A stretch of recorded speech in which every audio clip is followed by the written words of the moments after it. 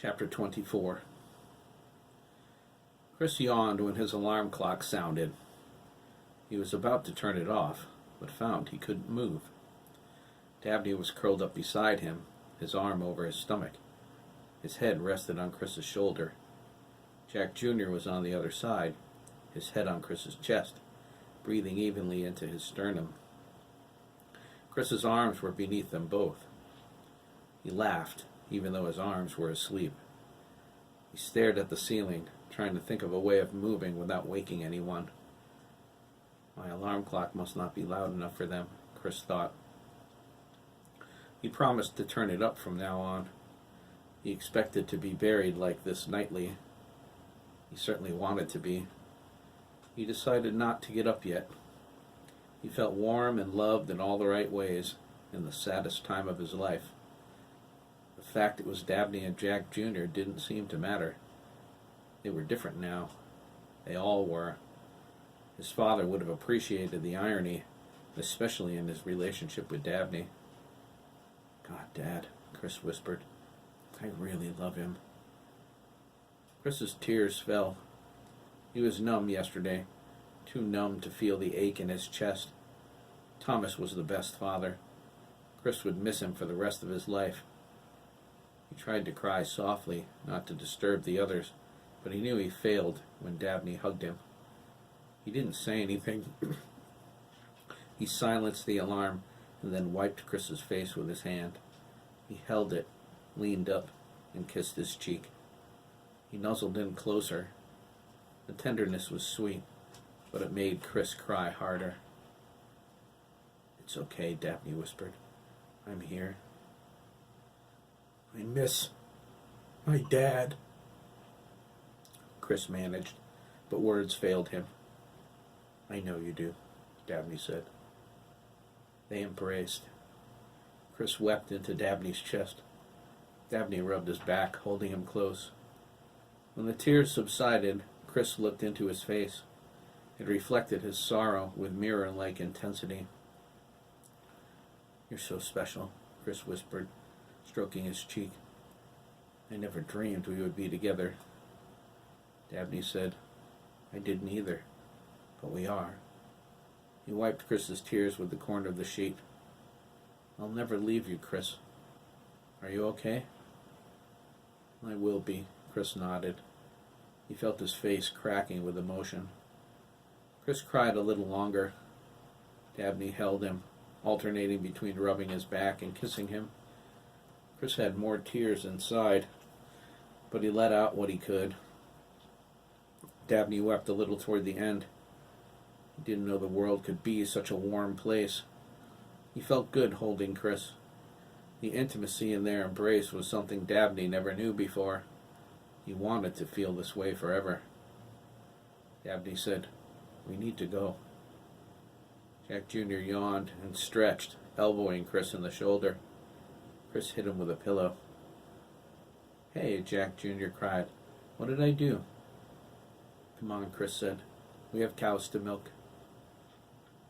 They took turns in the bathroom, although Jack Jr. managed to slip in first. Chris and Dabney thought he would pee for an eternity. They went downstairs when they were dressed and were surprised to find Esmeralda already up. She was poking around the kitchen, getting breakfast ready for them. They looked at each other and shrugged. They filed into seats at the kitchen table. Mickey joined them, his crystal blue eyes awake and alert. Grandma wants me to go with you, Mickey said. Is that okay? Sure, Chris nodded. The more the merrier. Do you know anything about farming? Dabney asked, fighting back a yawn. It made its way out anyway. Excuse me. Nope, Mickey admitted. Not a thing. We'll teach you, Jack Jr. said. The smell of bacon and eggs made him salivate. If you're going to be here for a while, you might as well learn. Chris held up his finger. He can't, Jack. He's only 10. Labor laws, remember? Oh, I forgot about that, Jack Jr. replied. Sorry, kid. Mickey smiled. It's funny to hear you call me that, he said. You're not much older than me. Yeah, Jack Jr. grinned. Neat, isn't it? Esmeralda served them and made some tea. She sat, quietly observing their interaction. They are strong, she thought. As strong as they need to be. All we have to do is be ready. She caught a strange expression on Chris's face. She looked at him, concerned. Chris observed her action and shrugged his shoulders. I'm not sure what it is, he replied, deciphering her gaze. I had a dream about Sandy last night. It was so real. Where is he anyway? Dabney asked, looking around. I haven't seen him since yesterday. The boys murmured they had no idea. Dabney jumped out of his chair and cried, Holy Christ! They looked at him oddly as he pointed at Chris. What? Chris asked, confused. He looked down. There was a shiny, ephemeral hand sticking out of the middle of his chest. He frowned. Oh, very funny, Sturgess. Tired of being the only ghost, so you decided to give Dabney a coronary? Sandy's laughter filled the room. Loverboy Copeland needs to lighten up. He smiled, stepping out of Chris's body. He floated over the table. He's always been uptight. You should work on helping him relax a bit, if you know what I mean. When the time is right, Dabney began, and not before, Chris finished.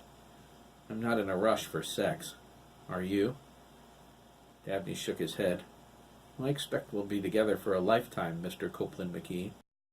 I have plenty of time for that. I agree, Mr. Copeland McKee. Sandy looked at them and grinned. Chris said, I think Dabney's pretty amazing. Likewise, Dabney said. But please, Sturgess, don't ever do that again. I nearly pissed my pants. They laughed until they almost cried. Dabney sat back down, shaking his head. Sandy floated over by the door, where he appeared as if rising and falling on the air currents. Chris asked, What were you doing inside me anyway? You were in there when we were kissing? Dabney asked. Sandy rolled his eyes. I was sleeping, Dabs. Don't get your panties in an uproar.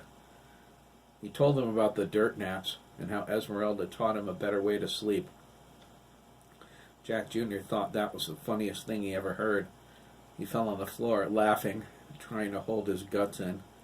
He was sure one of them split.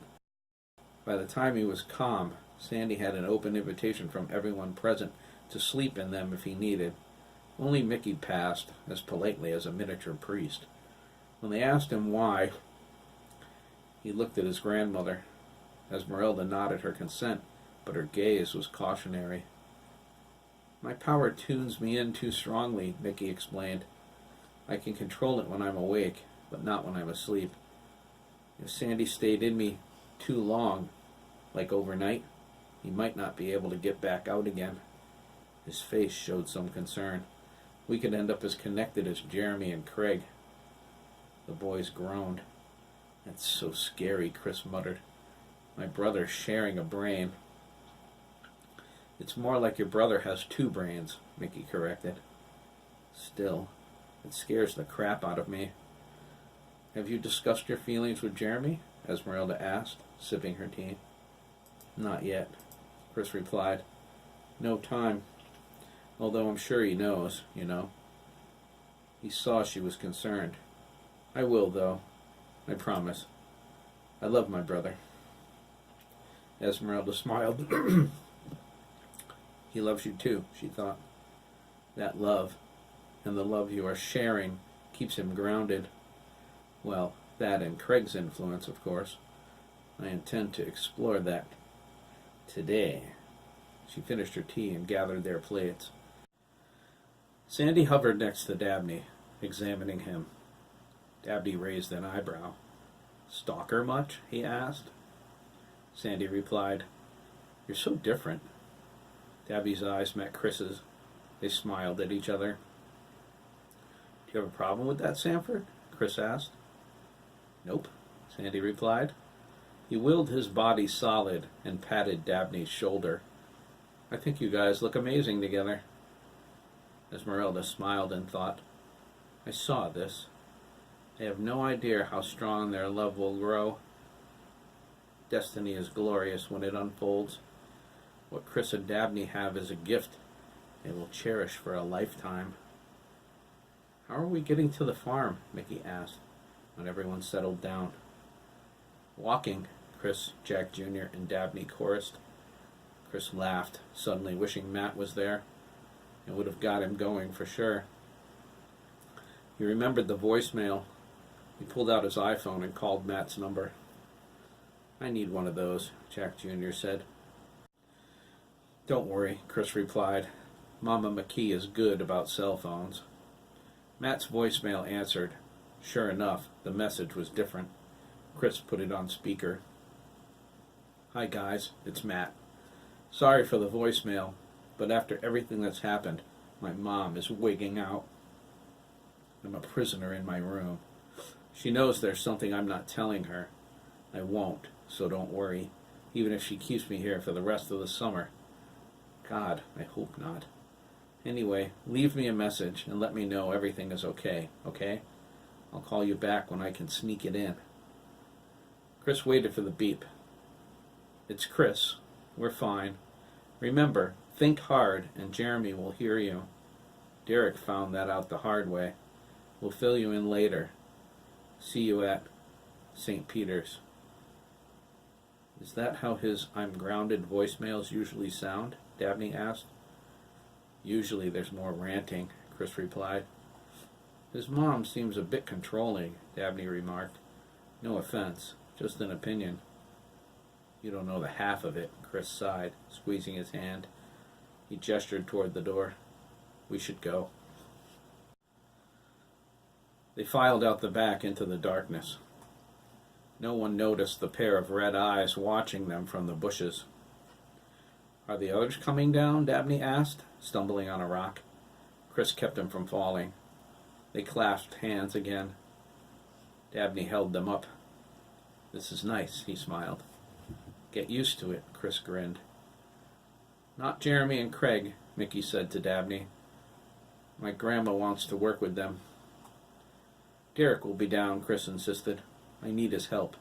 There's a lot I want to do at the farm today. Like what? Jack Jr. asked. He jogged up to Chris's left side. I'll tell you later, Chris said. I need to make sure the farm is clear first. They walked with Chris the rest of the way. They said nothing, even when he changed direction to avoid Nancy Dugan's house. They followed the pasture down Grady Lane and came into the barnyard from the driveway. There was a single state trooper parked on the side of the Victorian. He flashed his lights at them. Chris jogged over and leaned down by the window. Are you Chris McKee? The officer asked. He was heavy-set, with crumbs on his shirt. He wiped them away self-consciously. That's me, officer, Chris replied. He looked around and saw there was no one else on the property. Is the investigation over? Not yet, the officer replied. His breath smelled like a coffee cake. The farm is cleared, though. Detective Shooter wanted me to tell you he's keeping an officer stationed here 24/7 as a precaution. He wants to keep the reporters and the curious away. I appreciate that, Chris said. I hear this place is yours now, the officer asked. Chris stood up and put his hands on his hips. It would seem so, he said. The sun was rising. He looked toward it and squinted. Is it okay to go to work? The officer shrugged. It's your place, he replied. The bodies are, well, everything is clear. You own it. You can do whatever you want. Then I'll do just that. The officer thought his expression was hard. Chris paused to tell him he expected the Ramirez brothers shortly. The officer promised to let them through unmolested. Chris cringed at the word. He walked to his friends. He led them through the milking parlor door. He froze when he saw the entrance to the main barn was open. Jack leaned in to see what the holdup was. He saw the inner door, and he knew. Do you want me to go first? Jack Jr. asked. Chris nodded. Jack squeezed past him and walked into the barn. He flipped the light switch, shielding his eyes from the bright fluorescent lights. When his vision cleared, he gazed around the room. Todd's body was gone. He expected as much. The slaughter hook was gone, too. He saw a shooter's hand in that. The room was scrubbed clean. There was a faint scent of bleach in the air. More of shooter's work, Jack Jr. thought. He was thankful. He didn't relish seeing Chris's breakfast all over the driveway. The barn brought back disturbing memories. He thrust them away. He didn't feel them anymore, but he didn't want the images playing in his mind regardless. He would be the one puking in the driveway then. "It's clear," Jack Jr. called back. Dabney walked through first, surprised. "Whoa, I've never seen this place so clean." He looked at Jack Jr. and asked, "What was the problem in here anyway?" Chris heard the question and went straight to the milking parlor. He didn't even want to think about Todd. He heard Jack Jr.'s reply regardless.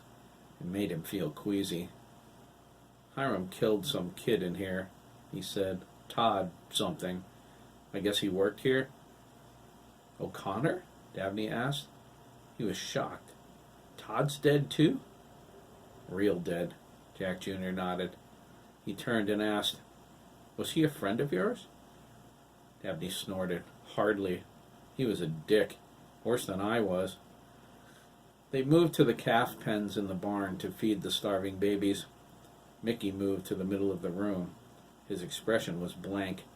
He stared at the Slaughterhook's former home and frowned at the apparition hanging there. Todd glared back at him, his dead eyes filled with malice.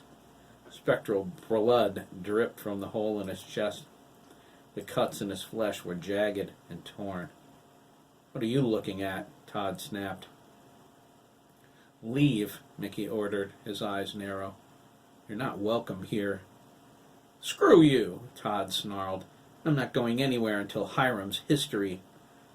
Mickey sensed the familiar presence. He looked around for it, but he couldn't pinpoint its direction. It was coming closer. "I think you'll be going sooner than you think," Mickey said.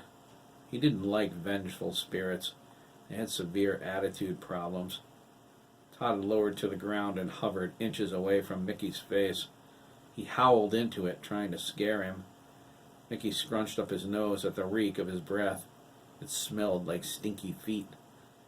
"You don't scare me," Mickey sighed, waving his hand in front of his face. "I'll kick the crap out of you," Todd raged. He drew back his fist. Mickey casually held up his hand. His crystal blue irises vanished as his eyes turned pure white. Todd froze. He struggled, unable to move. He glared at Mickey, outraged.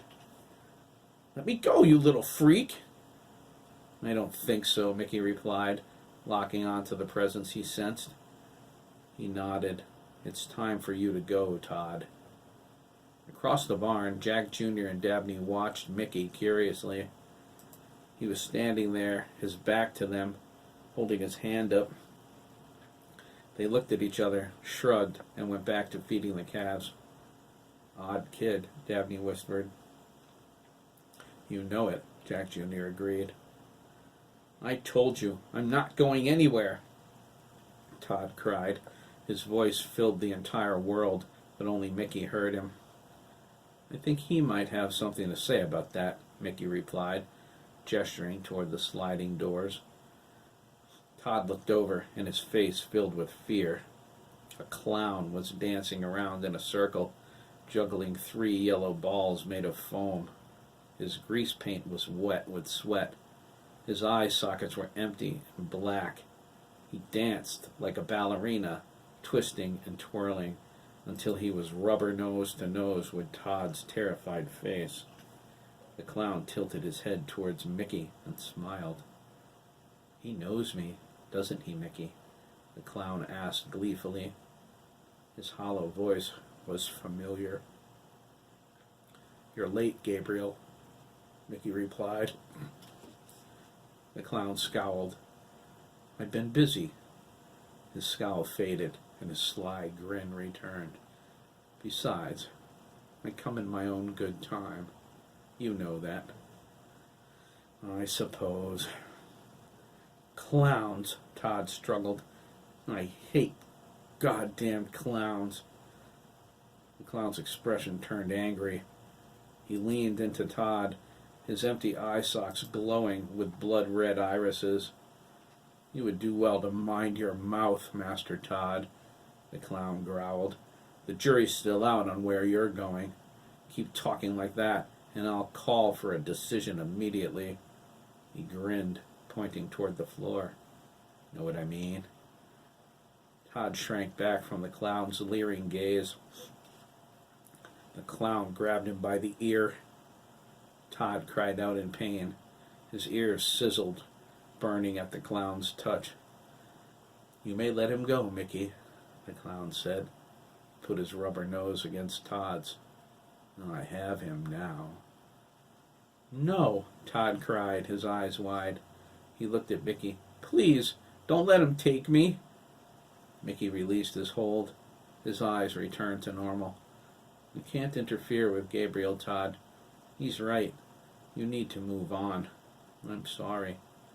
"Sorry?" Todd screamed as the clown dragged him across the floor by his ear. "You little shit! I'll get you! I swear I'll—" There was a crash like thunder. It drowned out the rest of Todd's threat as the ornately designed door to the light burned its way into the air. The door swung open. Mickey noticed the light wasn't there.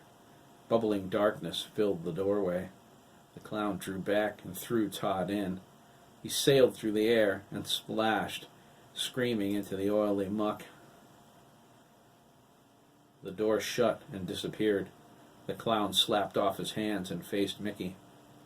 "We have to stop meeting like this," he said, crossing his arms. Mickey shook his head. "You know that isn't possible." The clown waved his finger. "Not until I come for you," he said. He laughed, fading away. "Someday, Mickey." And he was gone. "Not too soon, I hope," Mickey said, "Lord willing." "Not too soon for what?" Jack Jr. asked. They were finished with the calves. "Oh, nothing," Mickey replied. "Let's help Chris," Dabney said. He heard the compressor start. "Sounds like he's ready to milk." Jack Jr. and Dabney walked into the parlor. Mickey closed his eyes and tried to sense the presence of any more spirits. Ian was nearby. Mickey felt him floating above them. He looked up and saw him sailing around the rafters. He held his spectral finger to his lips. Mickey nodded, turned the invisible key to lock his mouth, and threw it away. Ian winked at him. "Thanks." Mickey opened his mouth to say he was welcome, but he was interrupted by Dabney's call. "Come on, Mickey! What's taking you so long?" Mickey ambled toward the milking parlor, then started to jog. "Coming," he called, and joined the others.